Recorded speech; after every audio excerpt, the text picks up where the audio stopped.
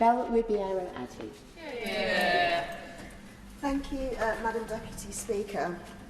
This debate is tragically timely for women across my constituency, who will tomorrow mark the one-year anniversary of the murder of my constituent Sarah Everard at the hands of a serving police officer. And as prayers and thoughts go out to Sarah's family, I would remind everyone of their request for privacy, and particularly the media. And given what they've suffered, I believe that's the least that they can offer them.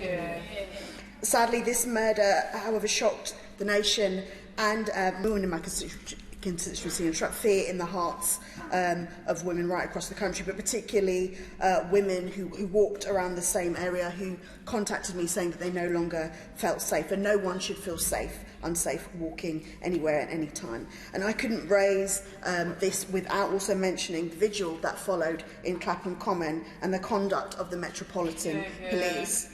Women present at the vigil were there to remember those that had lost their lives at the hands of male violence, and some to process their own trauma.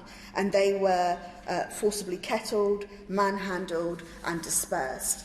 Now, the police response has been remarked as controversial at the time, and I would say it wasn't merely controversial, but disgraceful. There's also been great effort to make it seem as if the actual murder in itself, happening at the hands of a serving police officer, was a matter of one bad apple, but evidence has consistently been revealed to show a deeply misogynistic culture within the Metropolitan Police. In the last 10 years, 750 Met Police officers have faced sexual misconduct allegations, yet only 83 were ever sacked.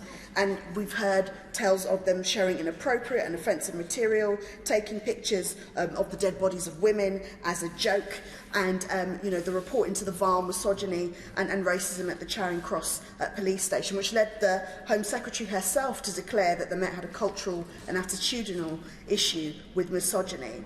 And I don't say these things to berate the police. I say it because women need to be able to turn to the police to deliver justice and to prosecute the perpetrators of male violence. But what confidence will they have in the police forces that are known to do things like this? Now, since the murder in my constituency last year, there have been a number of attacks that have taken place in the area that have led to further women being fearful to walk by themselves, and several of these have even happened during the day or in relatively open spaces. There is a culture of misogyny that is running rife through our society, and it's emboldening men to commit more heinous crimes against women in broad daylight, and the systems in place to deliver justice for female victims continue to fail as rape is effectively decriminalised.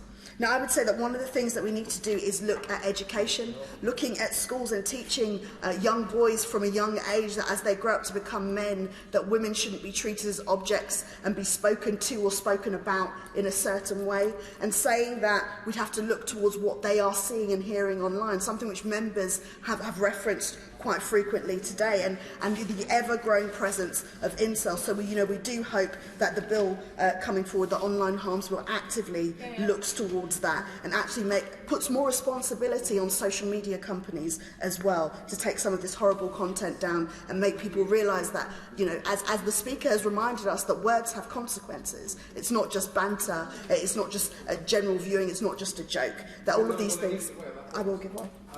Would you agree with me that the social media is normalising hate speech and aggressive hate speech directed towards women and girls in particular, and that we have to address this through the Online Safety Bill to ensure that normal legal standards that exist offline are applied online, and we create real responsibilities for companies like Facebook and YouTube and TikTok to make sure that they do it?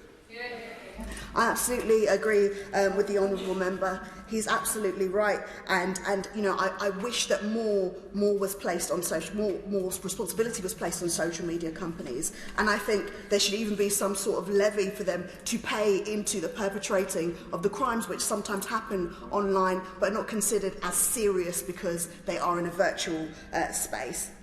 Now, while it's obvious to point out at the impact of the past cuts that we've seen to police funding, I think it's really important to make people realise that the ability to investigate crimes against women and girls is obviously impacted greatly, and that this impact has not just gone to the numbers of police available, but also to the cuts to police training and vetting. Between 2010 and 2018, the Met faced more than 600 million in government cuts, and these cuts saw a reduction in police posts and no doubt resulted in corner cutting in training and vetting of officers. So it's no wonder that there are individuals that we know that are clearly unfit to act as officers and have used their position at times to commit heinous crimes against women and girls. Now, the answer to violence obviously is not simply having more police on the streets, but absolutely they have to be there, they have to be appropriate, they have to be vetted, and they need to make sure that they are actively, when taking cases or hearing cases of violence against women and girls, are taking them seriously. So in conclusion, Madam Deputy Speaker, on the police specifically, if they're going to regain our trust to keep women and girls safe and tackle the spiralling issue of male violence against women and girls, they have to first address the culture of impunity that is allowing violence against women and girls to thrive, and the act of actively investigating these matters and taking them more seriously. And if the government is to regain our trust in their commitment in terms of tackling violence against women and girls, they really do need to assess and review all of the cuts that they've made to violence against women and girls services that have been available right across the country. They have been cut in such a way that when women need support, there's hardly anybody to go to.